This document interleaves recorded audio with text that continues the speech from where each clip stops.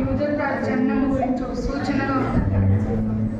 అవును ప్రభు, ఆ మహారాజుని దర్శించి పూజించి బయలుదేరు చిత్తముగా అతను అదృశ్యమైనది.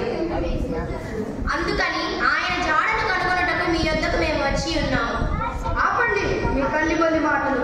యూదుల రాజుగా మేముండగా వేరొకరు ఉద్భవించుట ఇది అసంభవం. మహాప్రభు, దైవ లేఖనముల ప్రకారం ఉన్న సత్యాన్నే పలుకుచున్నాం ప్రభు. సరే ఎవరక్కడ? మన పండితులను శాస్త్రులను పెద్దలను ప్రవేశపెట్టు.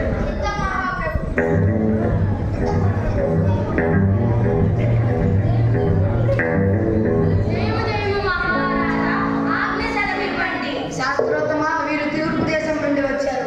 వారి లేఖనాల ప్రకారంగా అదేదో దివ్య తారక యూదుల రాజు జన్మకు సూచనట. మీరు కాస్త మన గ్రంథాలు పరిశీలించి వీరికి వివరించండి.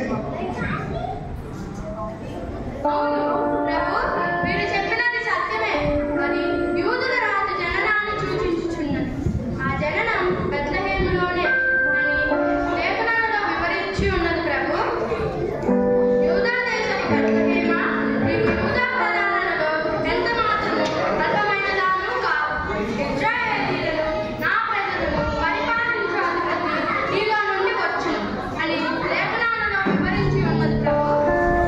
సరే, మీరేగా వెళ్ళవచ్చు. అలాగే ప్రభు. జ్ఞానపండవులారా, మీరు ఆ శిశువు విషయమై పూజించి తిరిగి వచ్చి మాకు వివరిస్తే మేము ఆ శిశువుని దర్శించి పూజింపగలము. మీరిక వెళ్ళవచ్చు.